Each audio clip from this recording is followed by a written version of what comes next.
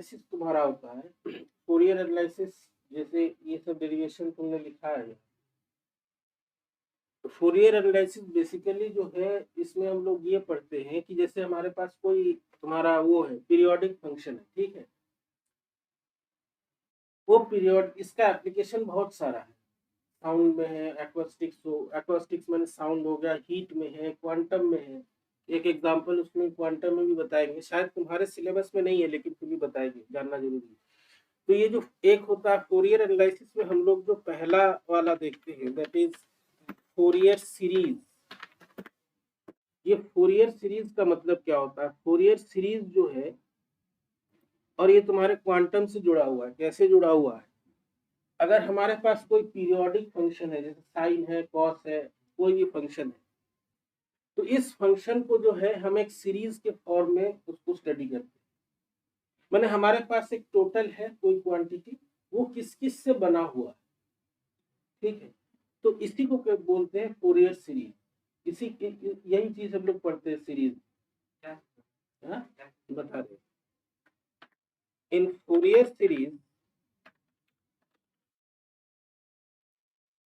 we study periodic function as sums or combinations of component function। इसका मतलब ये है, this means if we are given a periodic function,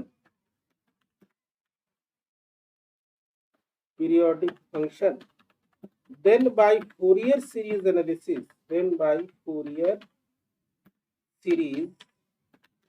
analysis, we find the components माने जिससे वो बना हुआ, components by which the function is made of।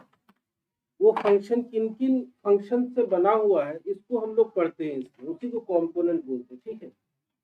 तो इसमें होता क्या है कि कोई भी जो सिंगल वैल्यूड फंक्शन है, फाइनाइट है और पीरियोडिक फंक्शन है, और वो एक वेव की तरह चल रहा है, डिसकंटिन्यू मैंने क्रेस्ट है, ट्रफ है, ऐसे चल रहा है, ठीक है। तो ये जो फंक्शन है, इसको हम लोग स्टडी करते हैं। उसकी तो पीरियोडिक फंक्शन है, उसका टाइम पीरियड होगा, फ्रीक्वेंसी होगी, ठीक है। तो इस फंक्शन को हम लोग कह सकते हो तोड़ते हैं इन सेवरल पार्ट्स, जिसकी और उन पार्ट्स का जो फ्रीक्वेंसी होता है वो कुछ मल्टीपल्स में होता है ओरिजिनल फंक्शन, ठीक है। तो इसमें जो है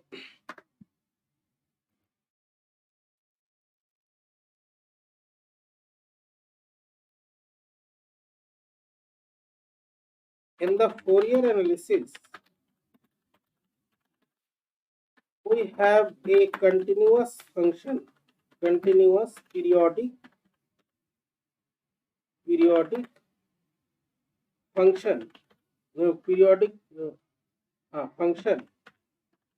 with some discontinuities। This discontinuities का मतलब है जो हम लोग वेव्स ऑसिलेशन में, क्योंकि हम लोग इसको पढ़ रहे हैं, which mean the crest and trough in a wave। किसी वेव में अगर क्रेस्ट और ट्रफ है, तो ये जो है इसके डिसकंटिन्यूटी, ठीक है। तो this function is expressed as the sum of the periodic functions that have frequencies as some multiple of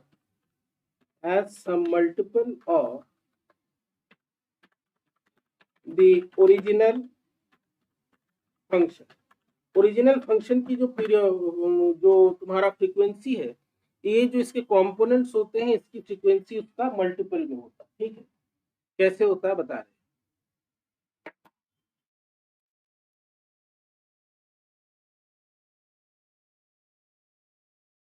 ये जो है उसका मल्टीपल में होता है। बता रहे हैं, एग्जाम्पल से बता रहे हैं। फॉर एग्जाम्पल, एग्जाम्पल से समझते हैं, ठीक है। यहाँ पे जो है तुम्हारा एक ये पीडीएफ है, हम उसमें से जैसे मान लो तुम्हारा ये एक तुम्हारा एसएचएम, ठीक है, एकदम सिंपल सिचुएशन लेकर के चलते हैं, या इसको नहीं, सबसे पहले जो है एक उससे भी सिंपल सिचुएशन लेके चलते हैं। Suppose this one is a SHM, A sine omega T, ये एसएचएम, ठीक है, ये तो जानते हो। वी हैव एन एसएचएम, एक simple harmonic motion, y1 a sin omega T, a जो है एम्पलीट्यूड है, ओमेगा फ्रीक्वेंसी है, एंगुलर फ्रीक्वेंसी, t टाइम है, y1 क्या है, डिस्प्लेसमेंट है अलोंग y है, ठीक है। तो y1 is the displacement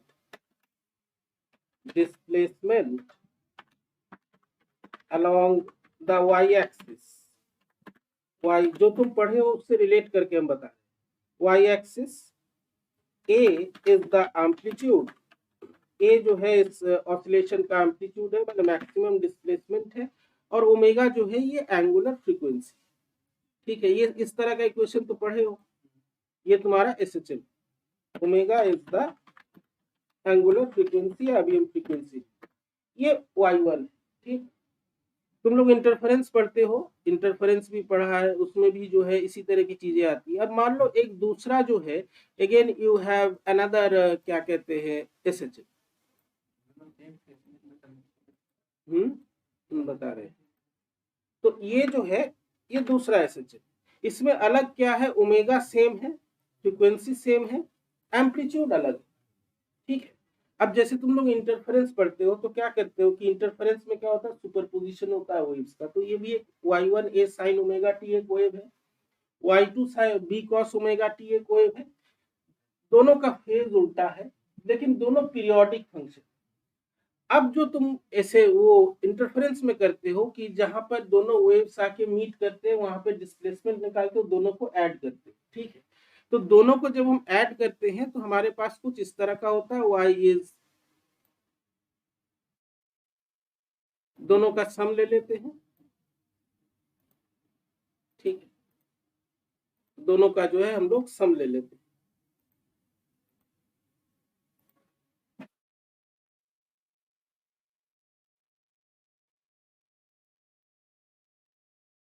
The superposition is done by adding these two SHM, दोनों SHM को हमने जो है ऐड कर दिया, और ये जो है y1 प्लस y2 हमने ऐड किया, एक sine omega T plus b cos omega t, ठीक है, ये एडिशन किया। अब ये जो टोटल है, यहाँ पे तो हमें दिख रहा है कि ये जो टोटल वेव है या y जो क्वांटिटी है, that y is made up of y1 and y2, ठीक है। फोरियर एनालिसिस का मतलब है कि हमारे पास लेफ्ट हैंड साइड में y दिया हुआ है, इस y को तुमको y1 और y2 के सम के फॉर्म में देखना है। This is Fourier series expansion जो हम लोग करते हैं। यहाँ पे तो हमें पता है sine omega t b sine omega t है, लेकिन हम एग्जांपल्स दिखाएंगे। तो हमारे पास अगर कोई फंक्शन है, पीरियोडिक फंक्शन है, उसको हमको y दिया हुआ है, y को जब हम एक्सपेंड करेंगे और हमको जो दो टर्म्स मिलेंगे, ए साइन ओमेगा टी और b cos omega t, this is Fourier relation, ठीक है। उसको हम उसके कंपोनेंट्स के फॉर्म में देख रहे हैं, ठीक है। फोरियर एनालिसिस मीन्स या Fourier series analysis means that we are given y हमको दिया हुआ है, and we have to find y1 and y2 by which y is made, यही फोरियर एनालिसिस। तो बेसिकली हम लोग ये कैसे देख रहे हैं, we are expanding y in terms of y1 and y2, या कहे a sin omega t b cos omega t के फॉर्म में हम इसको एक्सपेंड करके देखते हैं, ठीक है। ये किसी पीरियोडिक फंक्शन के लिए। अब अगर एक दूसरा एग्जांपल ले, कैसे ये टूटता है, तो जैसे ये एक उसी तरह का फंक्शन है। यहाँ पे पहला तो था कि दोनों साइन है, ये जो है मान लो y1 a sign omega t है।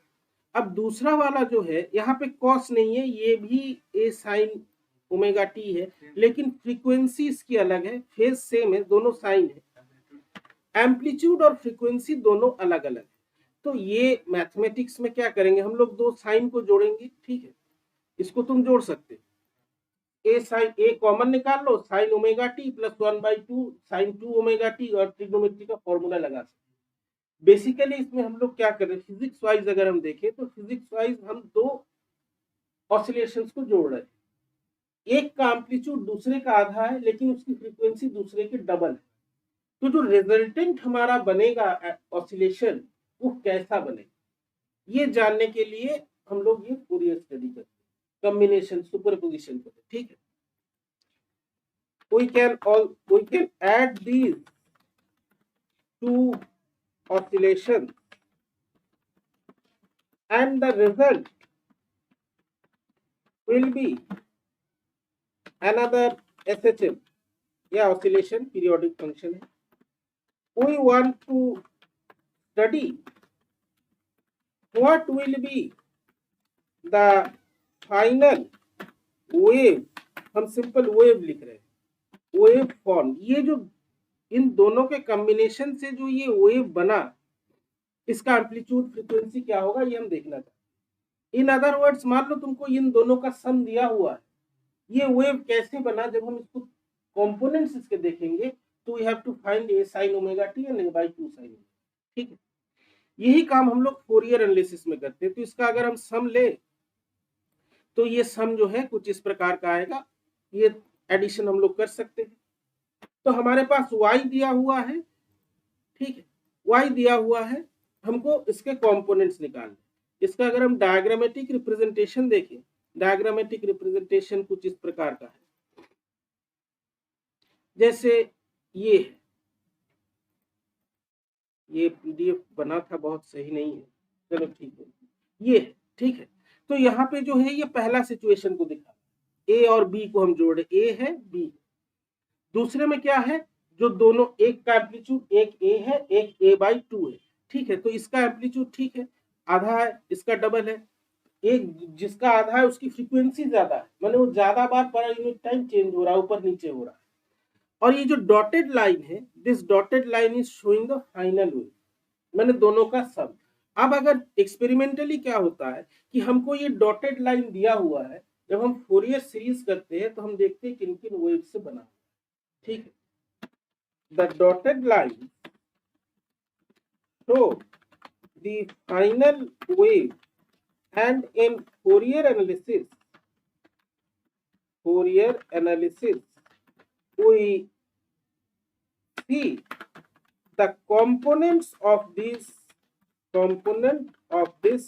wave, किससे ये बना हुआ, तो यही चीज हम लोग देखते हैं फोरियर एनालिसिस, ठीक है। बेसिक फोरियर एनालिसिस का यही है।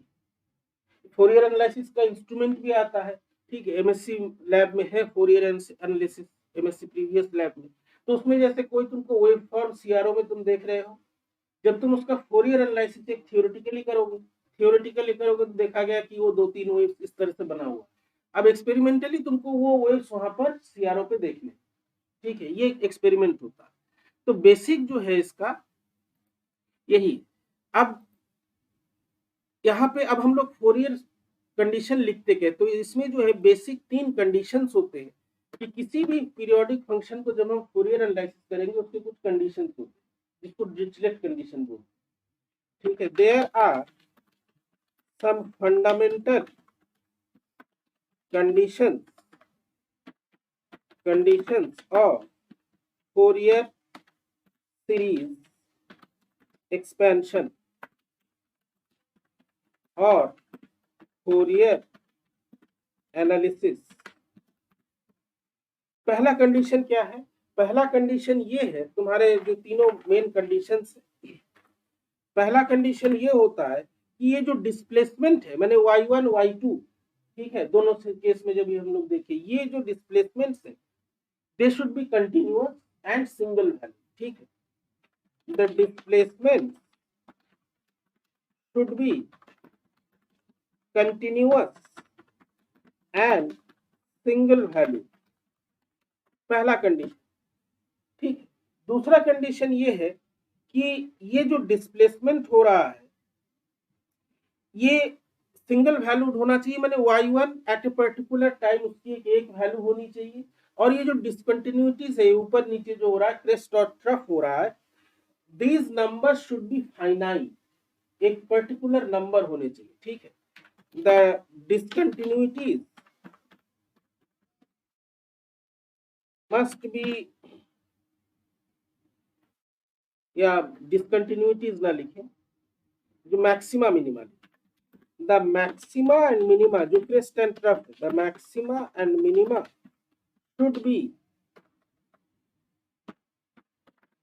finite in number, ये जो है नंबर में फाइनाइट होने चाहिए, and the displacement must be single valued and finite, कि हम t बराबर t1 पे अगर हम देखें तो y1 की एक वैल्यू मिले, t बराबर t2 पे एक दूसरी वैल्यू मिले। ठीक है, ये कंडीशन होना चाहिए। और तीसरा है कि ये जो इंटीग्रल, तो यहाँ पे हमको बेसिकली इंटीग्रल्स करने होते हैं, कैसे करने होते हैं हम बता रहे हैं। तो यहाँ पे ये जो इंटीग्रल है, ये जो डिस्प्लेसमेंट को हम इंटीग्रेट कर रहे हैं कहाँ से, 0 टू t तक। t क्या है, टाइम पीरियड है, हम बस लिख रहे हैं। ये जो इंटीग्रल है ये must be finite, this integral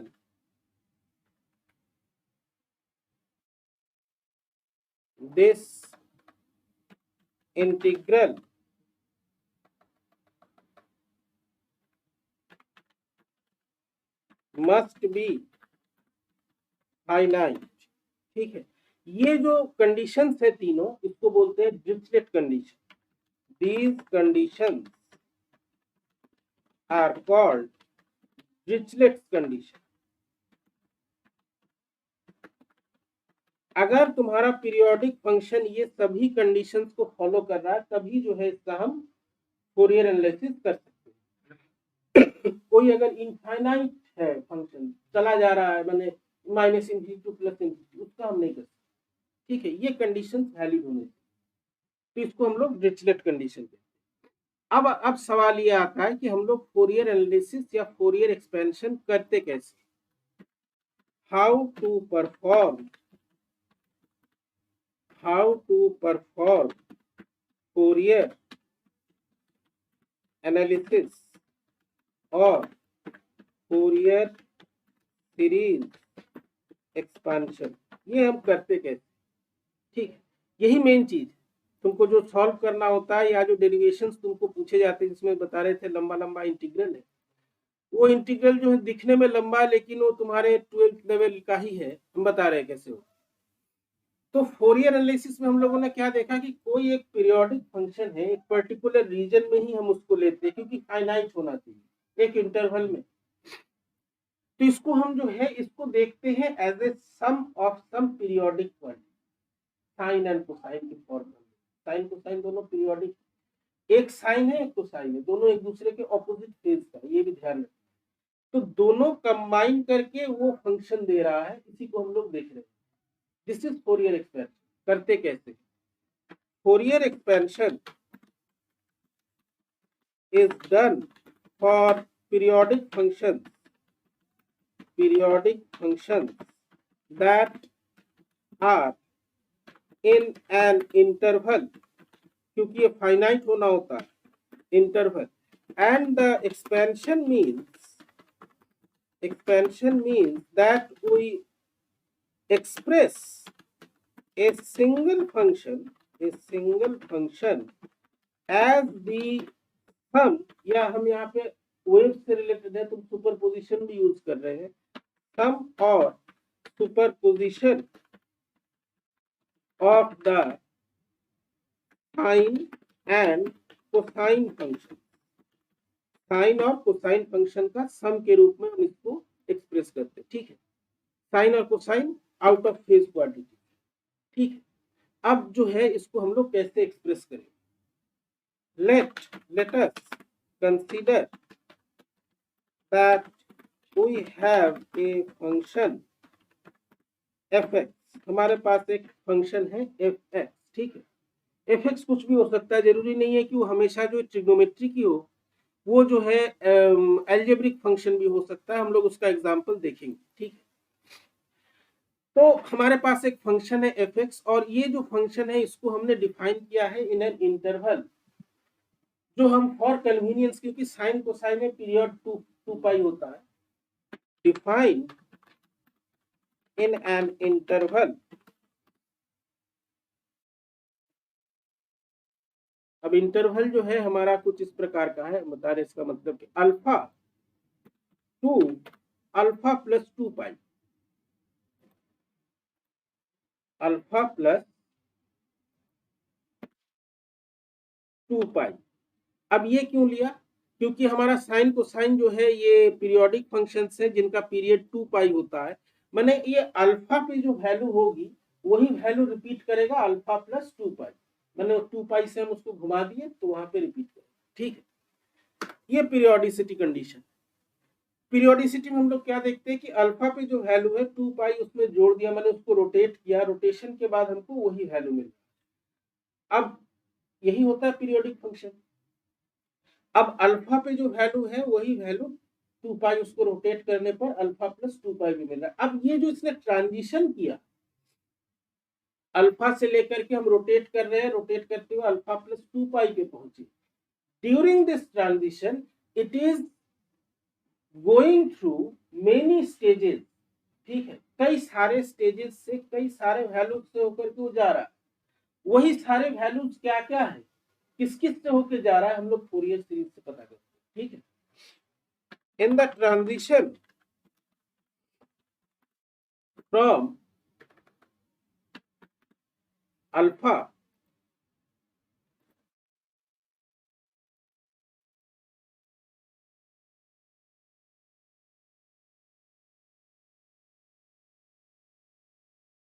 in the transition from alpha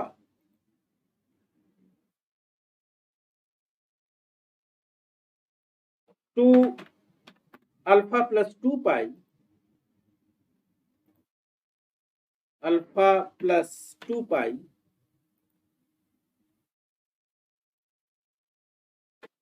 it is going through many stages, ये बहुत सारे स्टेजेस से होकर के जा रहा है, बहुत सारे वैल्यूज को लेकर के जा रहा है, ठीक है। In Fourier expansion, in Fourier expansion we express these